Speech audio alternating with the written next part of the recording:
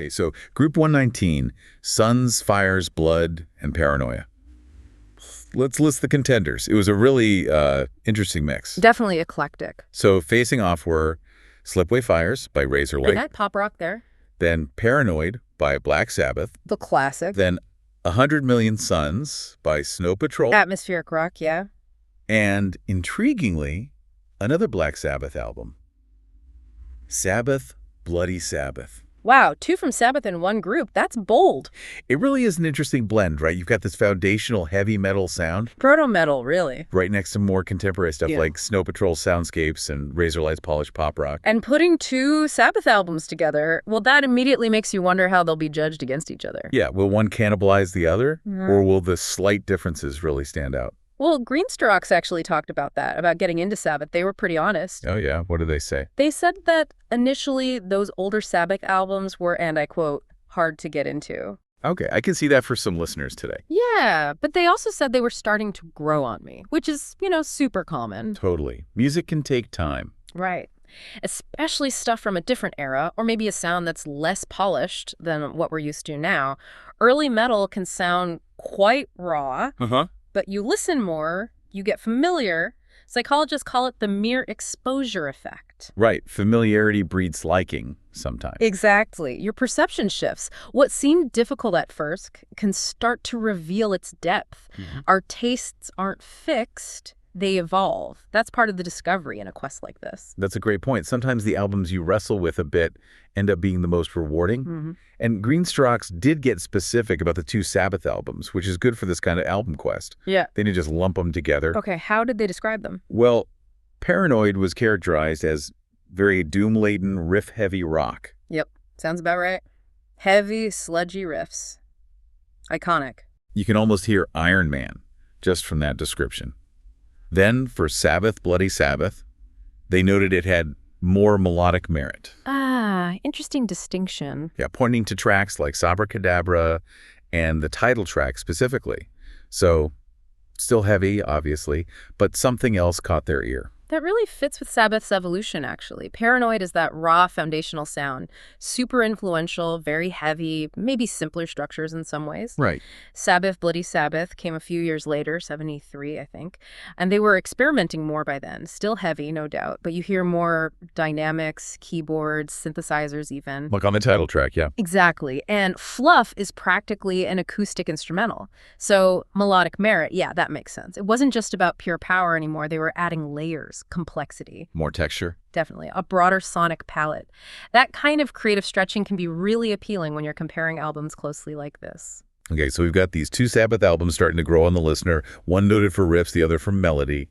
And then, here's the twist. The clear winner for Group 119, according to Greenstrokes, Snow Patrol's 100 Million Suns. Wow. Okay, that is interesting. Over both Sabbath albums. Over both Sabbath albums, the clear winner. Okay. Greenstrokes called it quite beautiful and even suggested it possibly improves upon their last effort, Eyes Open. Which was a massive album for them, so that's high praise indeed. It really is, and the description given was the pace is quite slow going and produces a slightly prog rock dreamscape. Prog rock dreamscape. I How's like that? that. Evokes a certain feeling. Yeah, sounds like music to get lost in rather than, mosh to. Absolutely. And this result really hammers home how subjective these quests are. Totally. You've got Black Sabbath, these titans of heavy rock, revolutionary sound, up against Snow Patrol's atmospheric, slower, maybe more emotive style. Very different energies. Completely.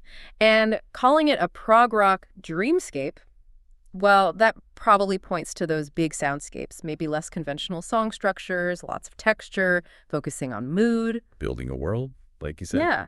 And for that to be the clear winner suggests that for Greenstrokes in this moment, things like emotional resonance, the overall atmosphere, maybe the cohesive journey of the album. Those things mattered more than, say, the historical weight or the raw power of Sabbath. Precisely. It just shows how personal best is. An album's immersive quality can absolutely win out, depending on what you're connecting with. Such a good insight. It's not always the loudest or the most historically significant. Sometimes it's just what it hits you right. Exactly. Okay, so Snow Patrol takes the top spot. What about second place? Who gets to advance alongside them? That would be Razorlight's Slipway Fires. Greenstraw's called this one a pop rock gem. Okay, so the two more contemporary albums advance? They do. And this Razorlight ranking is interesting too, because Greenstraw's added some context.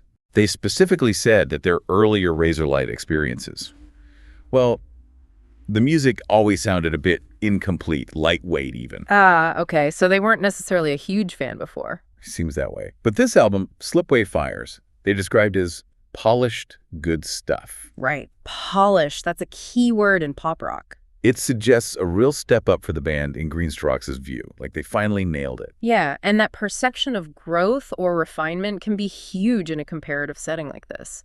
Going from incomplete to polished good stuff. That's a big jump. It really is. Polished often means, tighter songwriting, cleaner production, everything feels deliberate and well executed, no wasted notes. A complete package. Exactly. It feels like a fully realized artistic statement.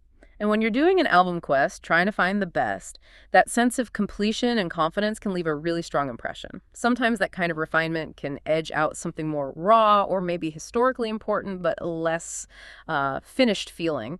Makes sense. The execution matters. Okay, so after all that listening, all that careful thought, let's nail down the final ranking for Group 119 according to Greenstraw's. Let's hear it. All right.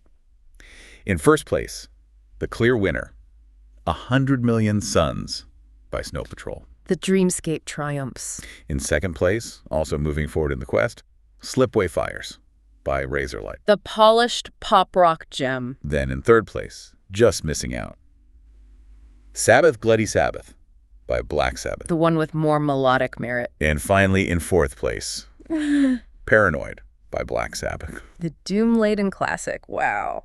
So, Snow Patrol and Razorlight advance. The two Sabbath albums are out, for this bracket anyway. That outcome is, well, it's genuinely fascinating, isn't it? Especially if you just looked at the names on paper, you might predict a very different result. Oh, absolutely, based on legacy alone. Right. But connecting this back, it just underscores so clearly that best is incredibly personal. It's surprising it's shaped by so many things beyond just, what the critics said decades ago. Or even what genre you think you prefer. Exactly. It wasn't about Sabbath's historical impact here. It was about the specific things Greenstraw's valued in this comparison.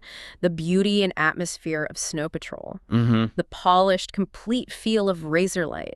Those qualities resonated more strongly in this group at this time. It really challenges assumptions, Like classic versus contemporary, loud versus textured. It highlights the power of personal taste, pure and simple, and the different ways we find value in music. Couldn't agree more. Wow. So that was Group 119, Suns, Fires, Blood, and Paranoia.